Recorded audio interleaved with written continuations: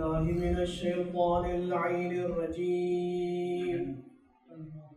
بسم الله الرحمن الرحيم.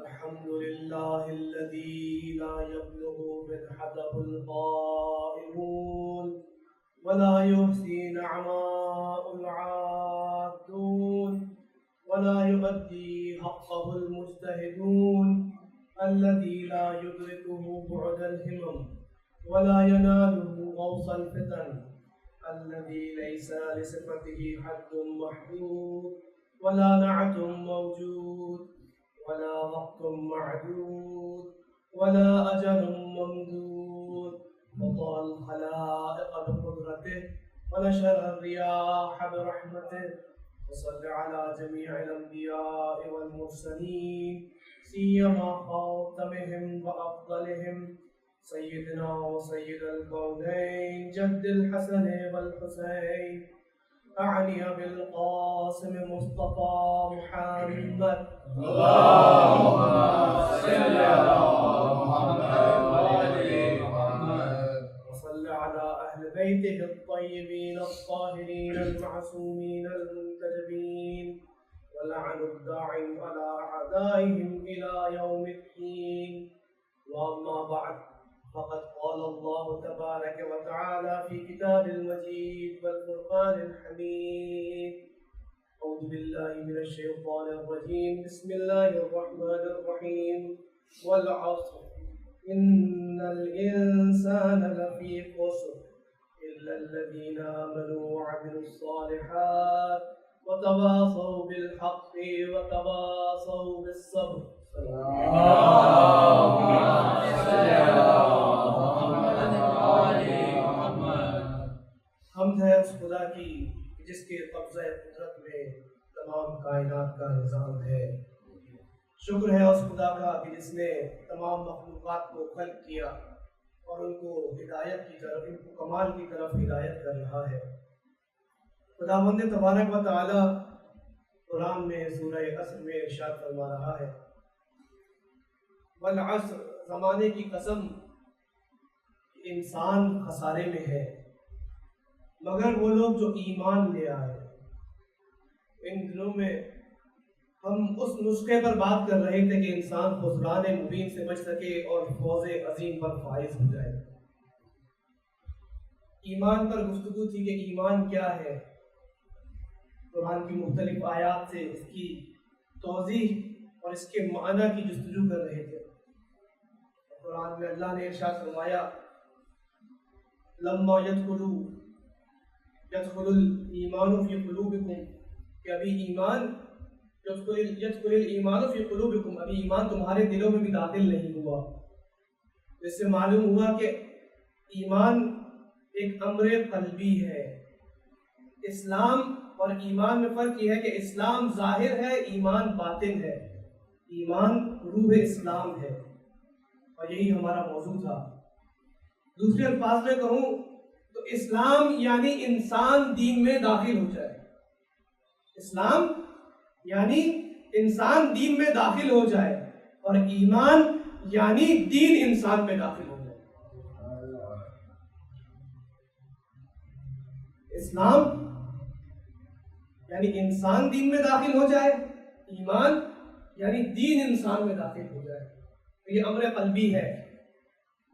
اور پھر بات ہوئی کہ ایمان جو ہے وہ بالباطل بھی ہو سکتا ہے اور بالحق بھی ہو سکتا ہے.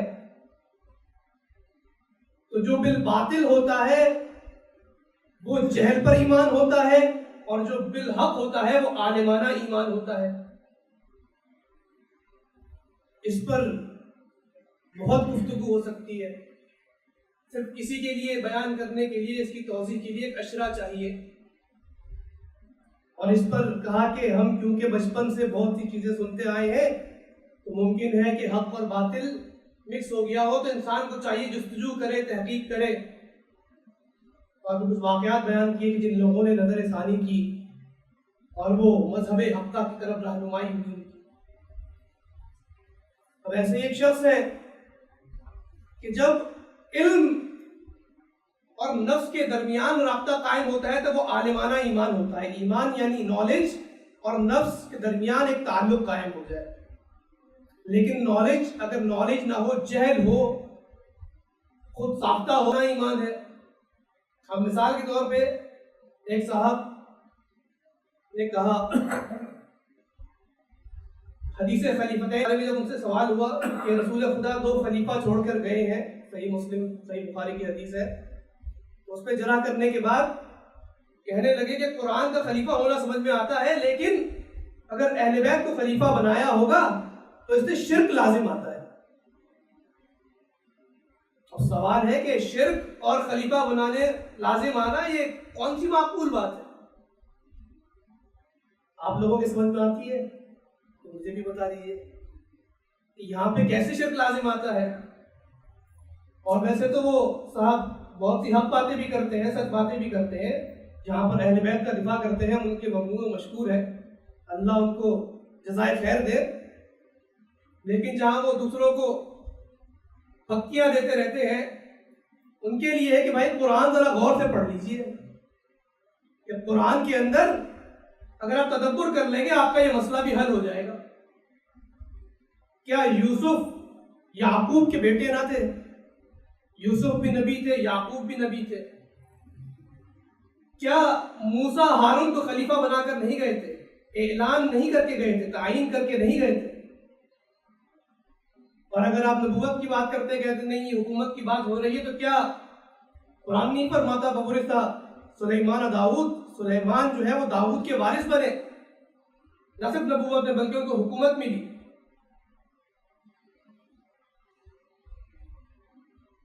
اب ان کے لیے جہاں وہ دوسروں کو کہتے ہیں کہ یہ بابوں کا دین ہے تو کہیں خود بابے نہ بن جائے، ان کے لیے میں کہتا ہوں تاریخ طبری کے اندر اگر آپ کو اتنا ہی مسئلہ ہے، آپ کو لفظ ولی سمجھ میں نہیں آتا، آپ کو لفظ وسیع سمجھ میں نہیں آتا، تو تاریخ طبری اور کتاب ہے تہذیب الآثار صفحہ نمبر 63، اس پہ دیکھ لیجئے، صحیح حدیث کے ساتھ موجود ہے اور مولا علی سے ہی مروی ہے اور استوار ہے. وہ 4 ستون کل بیان ہوئے تھے، یاد ہے آپ کو؟ کوئی ذہن میں ہے؟ کوئی ایک اس میں سے اگر ذہن میں ہو؟ صبر. پہلا صبر تھا، صبر، یقین، عدل اور جہاد. یہ 4 ستون ایمان کے امام علی علیہ السلام نے بتائے ہیں. اور صبر پر ایک تفصیلی گفتگو ہوئی کہ صبر کیا ہے. صبر یعنی مشکلات کو برداشت کر لینا لیکن مقصد سے پیچھے نہ ہٹنا. اب آپ سے سوال کرتا ہوں، آپ لوگ کیا سوچتے ہیں کہ اگر کسی نے کہا کہ ایمان لے آئے اور یہ بھی کہا کہ ہم صابر ہیں، تو اب کیا ہوگا؟ ہاں ایمان لے آئے اور صابر ہے، اب کیا ہونا چاہیے؟ دعویٰ تو کر دیا. تو قرآن کہتا ہے جب تم دعویٰ ایمان کر دو تو پھر تمہاری آزمائش ہوگی. سورہ عنکبوت کی 2 آیت، احسب الناس ان یترکوا ان یقولوا آمنا، لوگ سمجھتے ہیں کہ ان کو چھوڑ دیا جائے گا جب وہ کہیں گے ہم ایمان لے آئے، وہم لا یفتنون، اور ان کی کوئی آزمائش نہیں ہوگی. نہیں، بلکہ آزمائش ہوگی، چھاٹی ہوگی. پتہ تو چلے صبر کا معیار کیا ہے، سب برابر نہیں ہے. پھلوں کے اندر بھی چھاٹی ہوتی ہے، جو خراب پھل ہیں وہ الگ ہوتے ہیں، جو اچھے پھل ہیں وہ الگ ہوتے ہیں، تاکہ دونوں کی قیمت کا پتہ رہے. تو اب چھاٹی ہوگی. اب مثال کے طور پہ کسی جنگ کے اندر 1000 لوگ موجود ہوں اور سب کا دعویٰ ہو کہ ہم صاحبان ایمان ہیں، ہم صابرین ہیں، تو اب اللہ کی مشیت یہ ہے کہ ان کا امتحان کرے، آزمائش کرے، تاکہ معلوم ہو جائے ان میں سے واقعی کون کتنے صبر کے معیار پر ہے، کون صبر کی انتہا پر ہے اور کون صبر کی ابتدا پر ہے. اب اللہ اس لیے آزمائش کو بڑھاتا ہے، مشکل بڑھتی چلے جاتی ہے. جب مشکل بڑھتی ہے تو 1000 میں سے 100 رہ جاتے ہیں، تو معلوم ہوتا ہے کہ وہ باقی جو تھے ان کا درجہ ایمانی بہت کمزور تھا. پھر اللہ آزمائش کو اور زیادہ بڑھاتا ہے، کیونکہ ابھی ایسے لوگ موجود ہیں جو باقیوں سے زیادہ ایمان رکھتے ہیں، ممکن ہے 10 ایسے ہوں، تو جب تک 10 ایسے موجود ہیں جو 100 سے زیادہ ایمان رکھتے ہیں تو اللہ کی حکمت کا تقاضا ہے کہ امتحان کو بڑھاتے چلے جائیں تاکہ وہ 10 معین ہو جائیں۔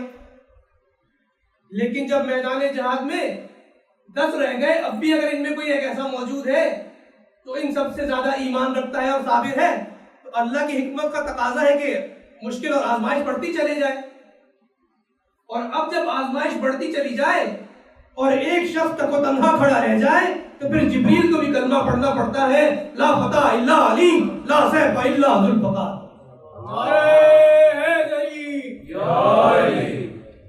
درود بھیج دیں امام علی کی ذات کو۔ اللہم صلی علی محمد و آل محمد، تاکہ معلوم ہو صابر کون ہے اور کس معیار کا ہے۔ اللہ آزمائش کرتا ہے اور آزمائش کو بڑھاتا چلے جاتا ہے۔ درود بھیج دیں محمد و آل محمد۔ اللہم صلی علی محمد و آل محمد، اس سے بہتر درود کرتے ہیں۔ اللہم صلی علی محمد و آل محمد۔ جب کوئی مشکل آتی ہے، صابرین کی قسمیں ہیں، تو پہلے جب پریشانی ہوتی ہے تو اس پر سوچ بچار کرتے ہیں، پہلا مرحلہ یہ ہے۔ اور دوسرا مرحلہ کیا ہوگا؟ جب آپ پریشان ہوتے ہیں تو کیا کرتے ہیں؟ سوچ بچار کے بعد کسی سے پوچھتے ہیں، مشورہ کرتے ہیں کہ بھائی پریشانی ہے، یہ مسئلہ آ گیا ہے، بتائیے کیا کریں۔ اور جب بہت زیادہ پریشانی بڑھ جاتی ہے تو پھر ہر جگہ جہاں بھی بیٹھتے ہیں وہاں پریشانی کا تذکرہ ہوتا ہے کہ بھائی بہت مشکل میں ہوں، بہت پریشان ہوں۔ اور جب مزید پریشانی بڑھتی ہے تو پھر نیند بھی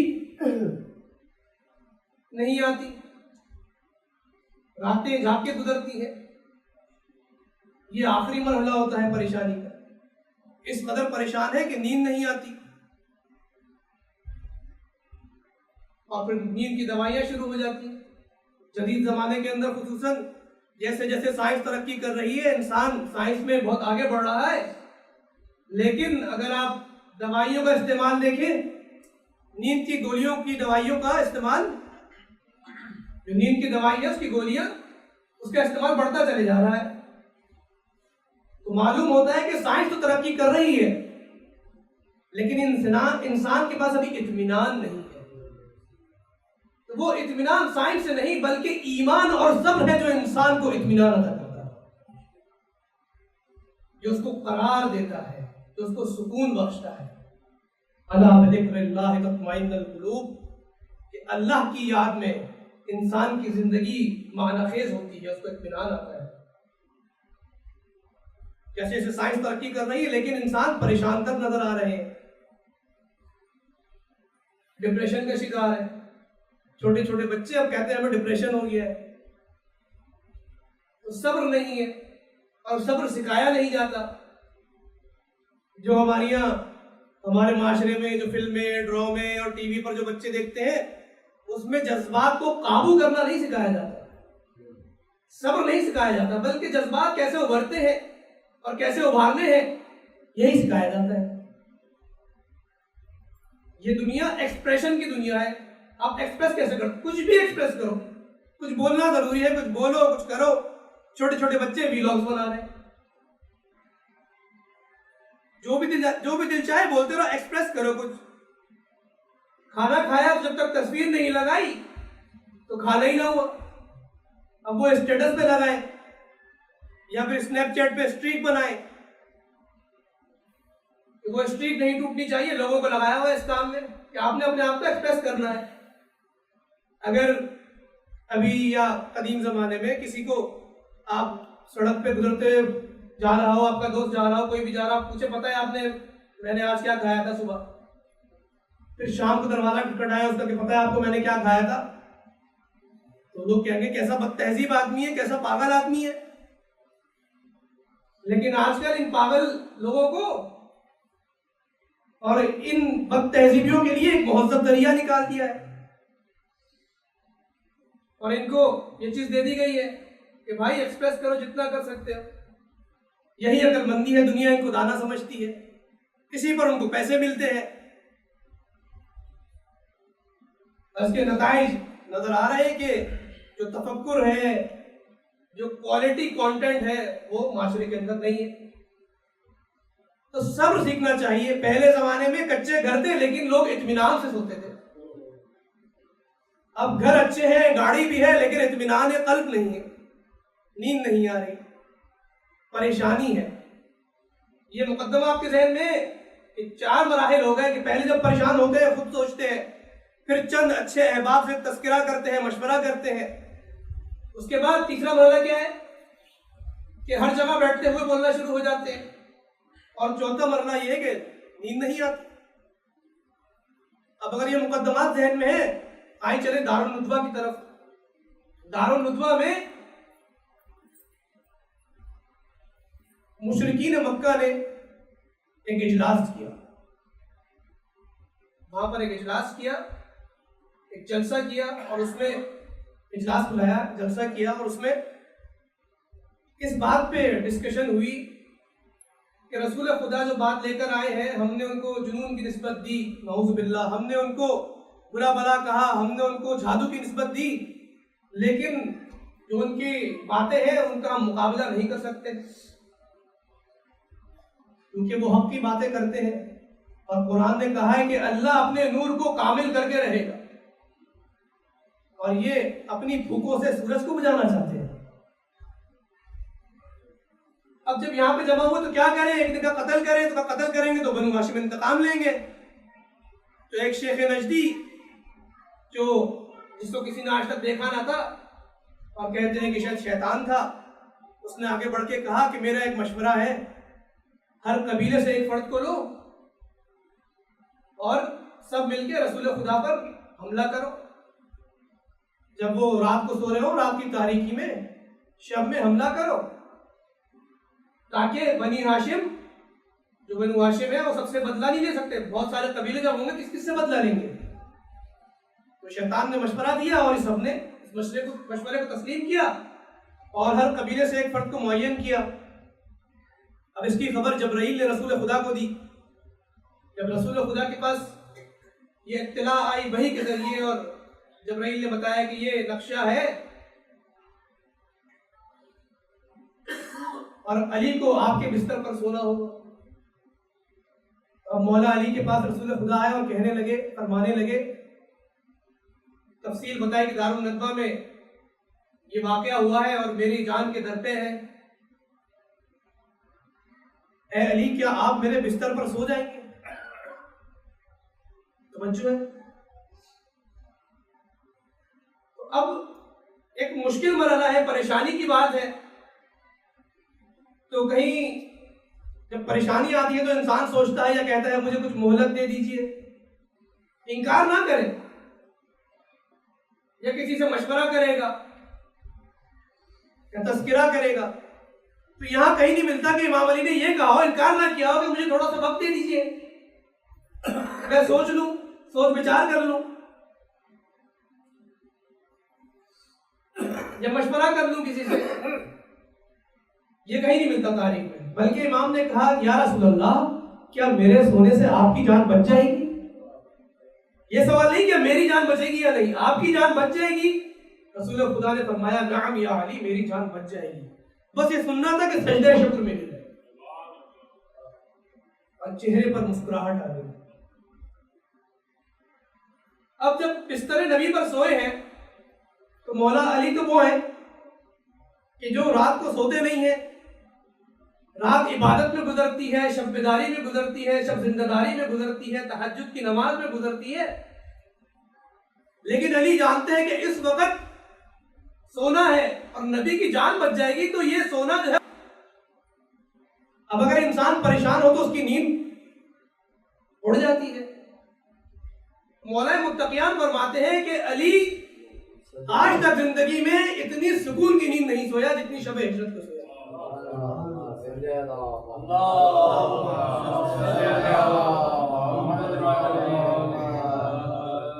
اب یہ تو مولا علی نے فرمایا. اب ممکن ہے کوئی اشکال کریں تو خود فرمایا ہے، لیکن جب مشرکین نے یہ نقشہ بنایا اور پلاننگ کی، اب وہ بار بار گھر کے اندر جھانک کے دیکھ رہے تھے کہ رسول خدا بستر پر ہے کہ نہیں، اور رسول خدا بستر پر ہے کہ نہیں، اور علی رسول خدا کی چادر اڑ کر لیٹے ہوئے تھے۔ اب اگر پریشانی ہوگی تو کم سے کم چادر پلٹ کے تو بندہ دیکھتا ہے، تو معلوم ہوتا ہے کہ ایسے سوچتے کہ چادر اٹھا کے دیکھا بھی نہیں کہ ابھی کوئی آیا۔ اس قدر اطمینان کی نیند تھی۔ اور جب انسان اس مرحلے پر پہنچتا ہے تو جبرائیل نازل ہوتے ہیں اور میکائیل نازل ہوتے ہیں۔ حاکم حسقانی روایت کرتے ہیں کہ جبرائیل شب ہجرت، حاکم حسقانی اہل سنت کے بزرگ عالم دین گزرے ہیں تقریباً 1000 یا 1100 سال پہلے، انہوں نے کتاب لکھی ہے فضائل علی ابن ابی طالب۔ اس میں وہ فرماتے ہیں کہ اس وقت میکائیل اور جبرائیل نازل ہوئے، اور جبرائیل علی کے سر کی جانب اور میکائیل علی کے قدموں کی جانب۔ جس شخصیت کے سر کی جانب جبرائیل ہو اور جس کے پیروں پر میکائیل ہو، اس کو علی ابن ابی طالب کہا جاتا ہے۔ آواز بلند صلوات اللہم صلی علی محمد وآل محمد۔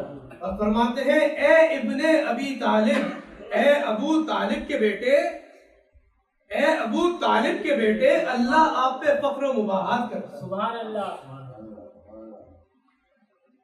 اب ہر انسان کی آزمائش ہوگی، تو جو مولا کے چاہنے والے ہیں ان کی بھی آزمائش ہوگی۔ صبر آپ نے کہہ دیا، ایمان آپ نے دعویٰ کر دیا، اس کی آزمائش ہوگی۔ ہر کسی کی آزمائش مختلف ہوگی۔ اگر کوئی پولیس والا ہے اس کی آزمائش مختلف ہے، اس نے اگر کسی ایسے شرپسند عناصر کو پکڑ لیا جو قوم کے لیے نقصان دہ ہے، قوم کی جان و مال کو خطرے میں ڈالتے ہیں، اور پکڑنے کے بعد اگر کال آ گئی کہ چھوڑ دے ورنہ آپ کی نوکری گئی، تو یہ اب ان کے صبر کا امتحان ہے کہ وہ ایمان کے پیمانے پر کس قدر پورا اترتے ہیں۔ صبر یعنی مقصد سے پیچھے نہ ہٹنا۔ ان کا پہلا مقصد جو حلب میں اٹھایا کہ عوام کی حفاظت کرنا، اس پر پورا اترتے ہیں کہ نہیں۔ دوسرا مقصد جو اللہ کو راضی کرنا ہے، اس پر پورا اترتے ہیں کہ نہیں۔ یا پھر اگر کوئی سیاستدان ہے، اس کی آزمائش مختلف ہے کہ وہ ایسے موضوعات کو زیر بحث لے کے آتے ہیں جو عوام کے فائدے میں ہیں، ایسے بلوں کو پیش کرتے ہیں جو عوام کے فائدے میں ہیں، یا پھر استعماری قوتوں کے کہنے پر ایسے بلوں کو سامنے لے کر آتے ہیں جو شر پسندی پھیلائیں گے، چور دروازے سے بل کو پاس کریں گے، جیسا کہ ابھی ہوا ہے۔ تو یہ آزمائش ہے۔ استاد کی آزمائش مختلف ہوگی، شاگرد کی مختلف ہوگی۔ اب استاد کی کیا آزمائش ہو سکتی ہے؟ مثلا آپ کے اذہان عالیہ میں کیا آتا ہے؟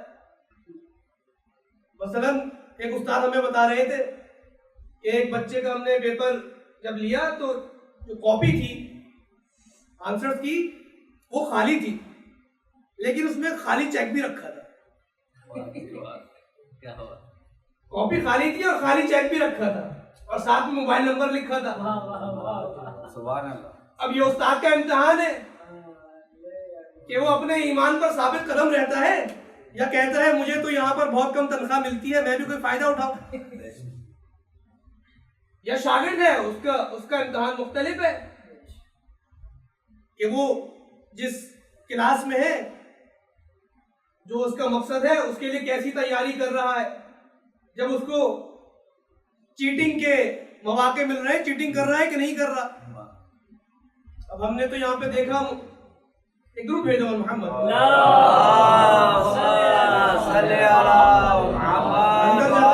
آگے تشریف لے۔ خوشنودی امام زمانہ علیہ السلام بآواز بلند صلوات۔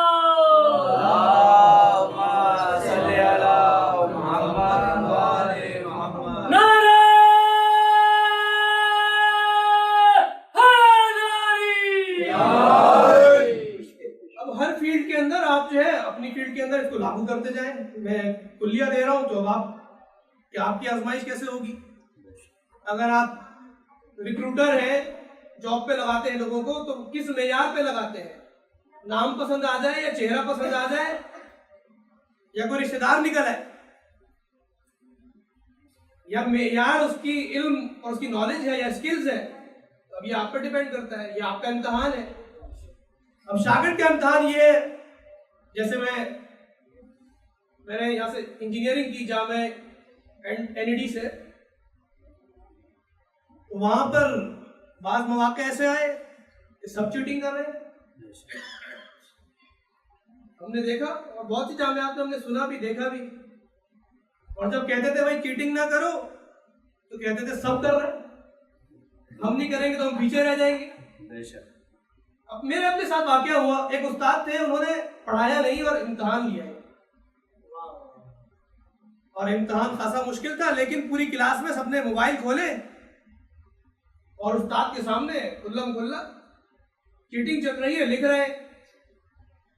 अब मेरी गैरत गवारा ना करे, मेरा ईमान गवारा ना करे, लेकिन सब कर रहे हैं, मैं सोचूं क्या करूं।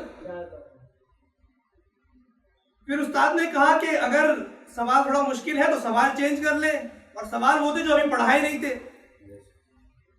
तो मैंने जहां तक किया था मैंने कहा तब्दील कर लेते, तो मैंने चेंज करवाया तो उससे ज्यादा मुश्किल आ गया और टाइम भी खत्म, नूरुन अला नूर हो गया। अब उस पेपर में, उस इम्तिहान में 20 नंबर का था, मेरे 1 नंबर है। अब सर को जब पता चला तो कहने लगे तुम तो इतने पढ़ने वाले, मुझे पता है तुम पढ़ने वाले हो, मसला नहीं है, मार्क्स का नंबर का मसला नहीं है, मैं नंबर दे दूंगा, ठीक है तुम आ जाना। अब मैं जब गया उनके कमरे में, कमरे के बाहर लाइन लगी हुई है, मैं बाहर खड़ा हो गया, कुछ खवातीन भी आई हुई है अपने नंबर बढ़ाने के लिए, गालिबन उनके बीच में से 2-3 कम आए थे और हमारे 2-3 ही आए थे। तो दोस्त कहने लगे अपने 2-3 भी उनको दे दो ताकि उनके तो पूरे हो जाए।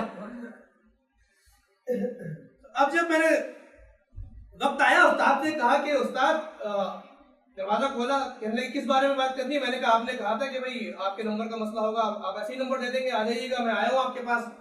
कहने लगे मैं नंबर पे बात ही नहीं करता। अब जहाँ पे मुख्तलिफ लोग जो है वो सर सर प्लीज प्लीज इस तरह करते हैं, मैंने दरवाजा बंद किया, वापस बाहर आ गया। मैंने कहा मैं अपनी इज्जत नफ्स को मजलूम नहीं कर सकता। वाह जी वाह, क्या कहने, सुभान अल्लाह। ना मैं चीटिंग कर सकता हूँ, क्योंकि भाई जो इस मरहले पर जिसको मौका मिल रहा है चीटिंग कर रहा है, जब बड़ा मौका मिलेगा तो बड़ी करप्शन ऐसी तो शुरू होती है।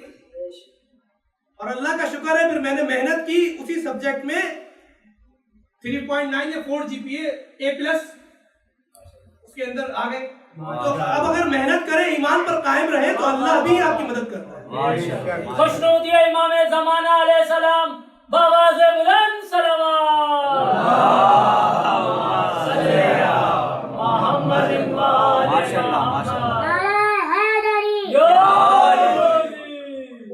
हर किसी का इम्तिहान अलग होगा, अपनी जिंदगी के हिसाब से आप देखें, अपनी फील्ड के हिसाब से, और उसके लिए तैयारी करें, क्योंकि मासूम फरमाते हैं तुम्हारा इम्तिहान होगा। तुमने हमारी मोहब्बत का दावा किया है, तुम्हारा इम्तिहान मुश्किल होगा, जैसे सोने को खालिज किया जाता है आग के जरिए, ऐसे तुम्हें मुसीबतों और मुश्किलात के जरिए खालिज करेंगे। और यही तारीख में आया है। क्या नाम अली लेना आसान था? हमारे आबा व अजदाद ने हाथ पैर कटवाना कबूल कर लिया, करबला से दूरी इख्तियार नहीं की। और इंशाअल्लाह जब वक्त आएगा हम भी साबित करेंगे कि हम कितने साबित कदम हैं, हम कैसे ईमान पर रहजन है। और अगर उलमा आपको बुलाते हैं किसी एहतिजाज के लिए, जो बिल पास हुआ इसके लिए, तो उसके लिए भी तैयार रहे इंशाअल्लाह। हम मीसा में तम्मार के मानने वाले हैं। शेर आप लोगों ने सुना होगा, बिस्मिल्लाह, दुरूद भेजो मोहम्मद।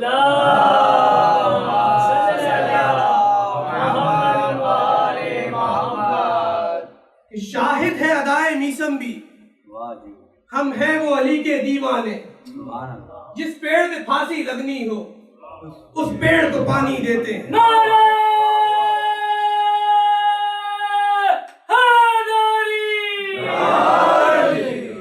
जब जनाब میثم تمار کو مولا کائنات نے فرمایا کہ میثم ایک وقت آئے گا، یہ سامنے درخت ہے، اس کھجور کے درخت پہ تم کو لٹکایا جائے گا، پھانسی پہ لٹکایا جائے گا، اور 3 دن تک تمہاری لاش لٹکی رہے گی، تمہارے ہاتھ پیر قلم کر دیے جائیں گے اور زبان کاٹ دی جائے گی۔ 20 سال گزر گئے اس واقعے کو، حضرت میثم تمار منتظر تھے۔ اچھا، آپ کو معلوم ہوگا حضرت میثم سالم کے نام سے مشہور تھے۔ جب مولا کائنات سے ملاقات ہوئی تو مولا نے میثم کہہ کے پکارا، کہنے لگے میرا نام سالم ہے، کہتے ہیں لیکن تمہارے ماں باپ نے تمہارا نام میثم رکھا تھا۔ کہنے لگے آپ کو یہ بات کیسے معلوم؟ کہتے ہیں میرے نبی نے مجھے خبر دی تھی،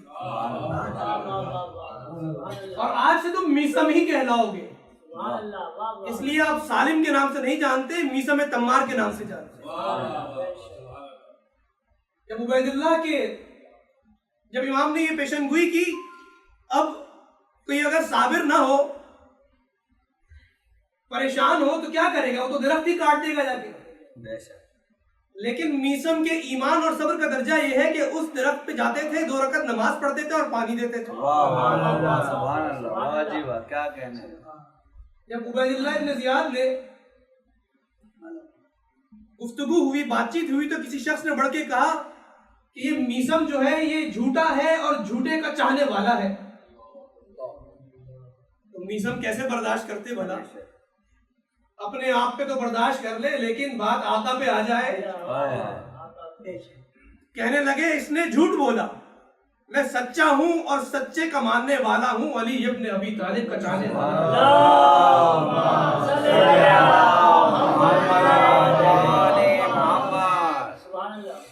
ابن زیاد نے کہا یا تو تمہارے پاس یہ آپشن ہے کہ ان کی برائی کرو ممبر پہ جا کے، یا پھر تمہیں جو ہے سولی پر چڑھا دیا جائے گا، تمہارے ہاتھ پیر قلم کر دیں گے، تمہاری زبان کاٹ دیں گے۔ تو میثم تمار کی آنکھوں میں آنسو آئے۔ جب آنسو آئے، ابن زیاد نے کہا ابھی تو میں نے عمل ہی نہیں کیا، ابھی تو میں نے صرف سزا سنائی ہے، تم کیوں رو رہے ہو؟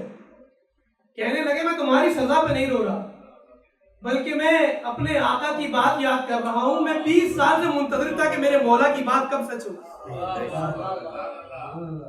پوچھنے لگا اچھا تمہارے مولا نے کیا بتایا تھا؟ کہنے لگے میرے مولا نے بتایا تھا کہ عمار تمہیں سولی پر لٹکایا جائے گا، پھانسی دی جائے گی، اور تمہارے ہاتھ پیر قلم کر دیے جائیں گے، تمہاری زبان کاٹ دی جائے گی۔ کہنے لگا اچھا یہ کہا تھا، ٹھیک ہے ہم تمہارے ہاتھ پیر کاٹیں گے لیکن زبان نہیں کاٹیں گے، تاکہ تم اور تمہارے مولا غلط ثابت ہو۔ جو علی کی معرفت نہیں رکھتا وہ ایسی باتیں کرتا ہے۔ میثم تمار کے ہاتھ پر قلم کر دیے گئے اور درخت کے تنے پہ لٹکا دیا گیا سولی پہ۔ اب جب درخت پر ہاتھ پر قلم ہے تو کہنے لگے آؤ لوگوں آ جاؤ۔ اب مرتبہ دیکھیں ایمان کا، سبحان اللہ، سبحان اللہ، کہ انسان کے ہاتھ پیر سے خون جاری ہو، تکلیف اتنی ہو، اور آگے سے کہہ رہا ہوں لوگوں جمع ہو، میں تمہیں بتاؤں علی کون ہے۔ سبحان اللہ، کیا کہنے۔ اور مولا کے وہ فضائل بیان کرنے شروع کیے تو جلاد جو تھا وہ فوراً ابن زیاد کے پاس آیا، ابن زیاد اگر تم نے میثم کو ایسے چھوڑ دیا ابھی پورا کوفہ پلٹ جائے گا۔ فوراً ابن زیاد نے حکم دیا کہ ان کی زبان قلم کر دی جائے۔ مظہر عبدی کا شعر ہے اس پہ کہ یہ زبان کاٹ دو، جسم و جاں کاٹ دو، مدحت مرتضیٰ کی سزا دو مجھے، مدحت مرتضیٰ کی سزا دو مجھے، ذکر شاہ نجف سے رکوں گا نہیں، چاہے 100 بار سولی چڑھا دو مجھے۔ واہ جی واہ، سبحان اللہ۔ ٹکڑے ٹکڑے کرو میرا سارا بدن کرو اور جلا دو مجھے، جب میرے جسم کی راکھ بن جائے جاہلوں پھر ہوا میں اڑا دو مجھے۔ 1-2 دن نہیں صبح محشر طلب، جس طرف جس جگہ یہ ہوا جائے گی، حق علی یا علی کی صدا۔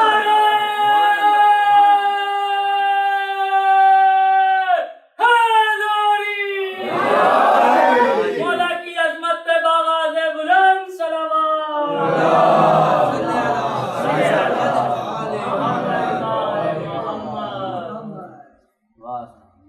امام فرماتے ہیں ایمان کیا ہے؟ ایمان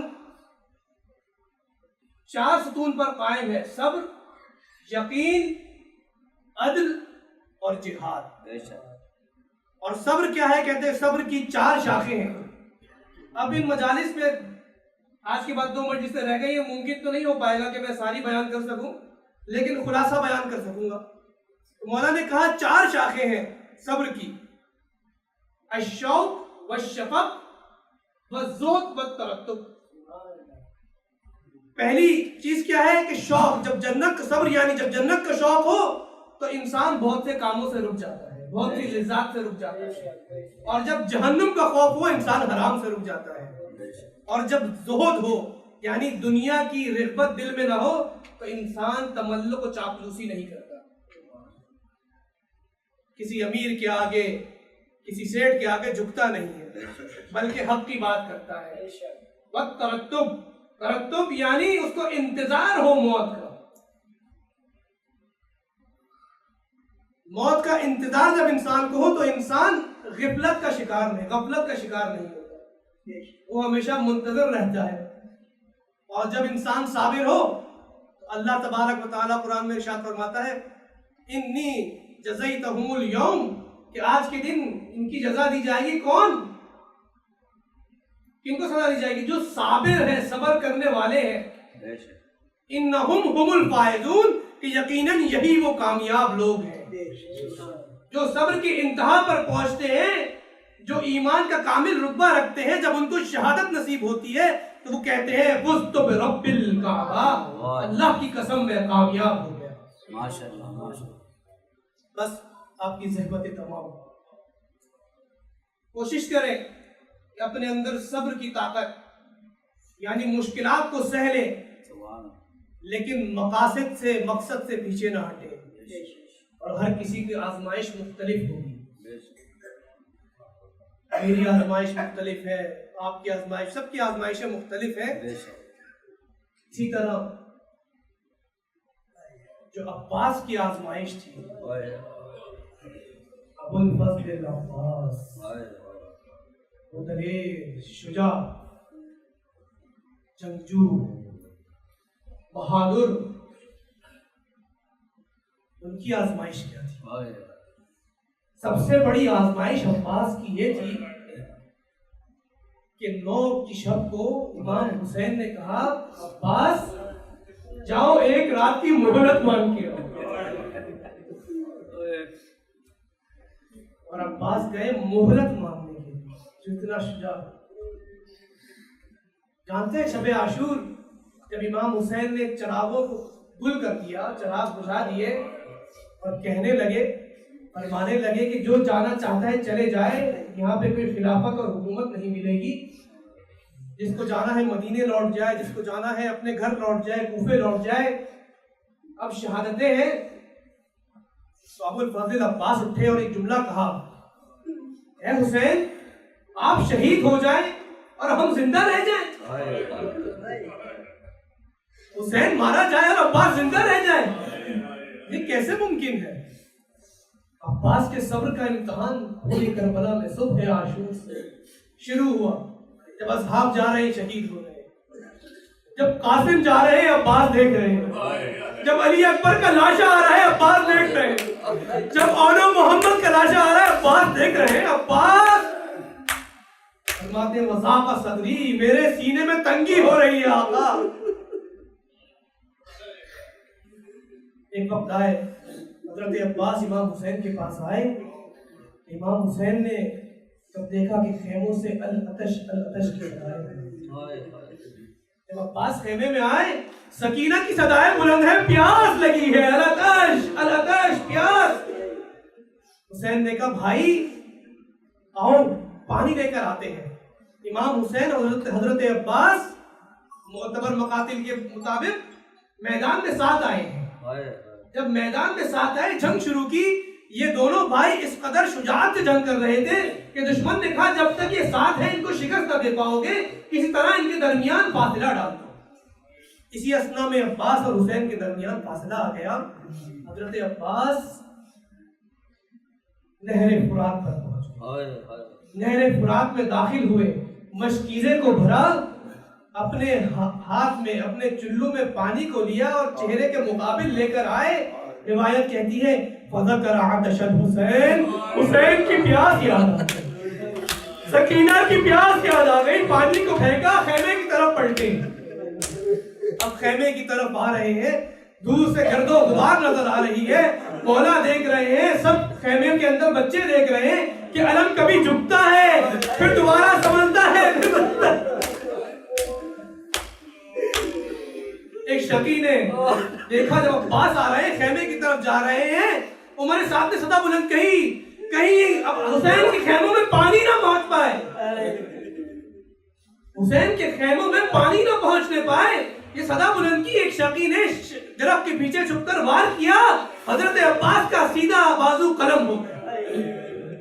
جب دایاں بازو قلم ہوا، مشکیزے کو الٹے ہاتھ سے تھام لیا، بائیں ہاتھ سے تھام لیا، خیام کی طرف بڑھ رہے ہیں. عباس کو امید ہے کہ پانی پہنچ جائے، سکینہ پیاسی ہے، علی اصغر پیاسا ہے، بچے پیاسے ہیں. اب حضرت عباس خیمے کی طرف بڑھ رہے ہیں. ایک شقی نے درخت کے پیچھے چھپ کر وار کیا، حضرت عباس کا بائیں بازو بھی قلم ہو گیا. عباس نے مشکیزے کو دانتوں سے تھام لیا. اب جب مشکیزے کو دانتوں سے تھام لیا، جنگوں کے اندر ایک دوسرے کو آواز لگاتے تھے، نعرے بلند کرتے تھے تاکہ معلوم ہو کہ ابھی زندہ ہے کہ نہیں.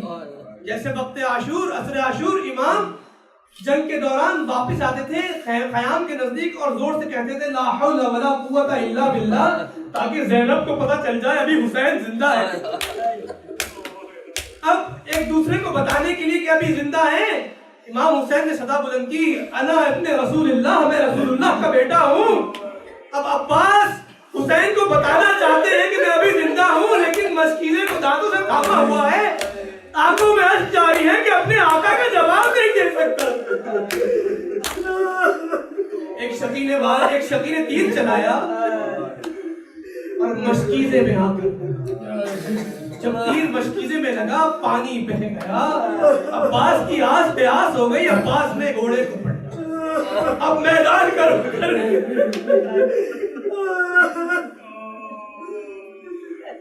مولا نے ایک تیر چلایا، مولا عباس کی آنکھوں میں لگا. ارے جب کسی کی آنکھ میں کوئی چیز جاتی ہے، تکلیف ہوتی ہے تو ہاتھ مدد کو پہنچتے ہیں، لیکن عباس کے جسم میں ہاتھ نہیں ہے.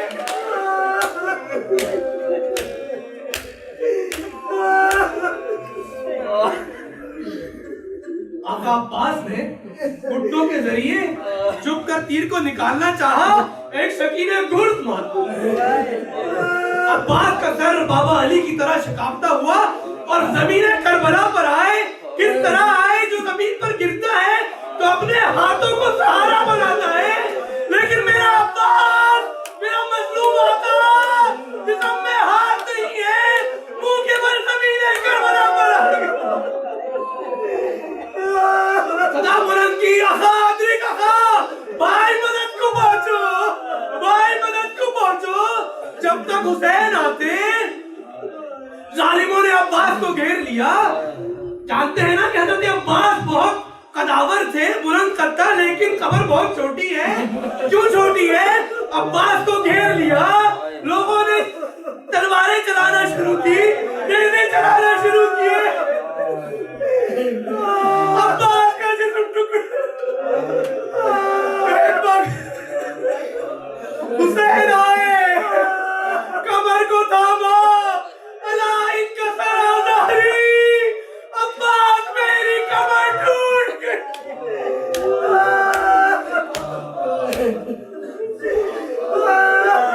حسین علم کو لے کر آ رہے ہیں، بچے منتظر ہیں کہ پانی آئے گا، پانی آئے گا. چچا عباس آ رہے ہیں.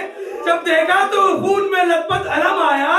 اب حسین سے کچھ کہا نہ گیا، خیمے میں گئے، عباس کے خیمے کے عمود کو گرا دیا. علم تو آیا لیکن علمدار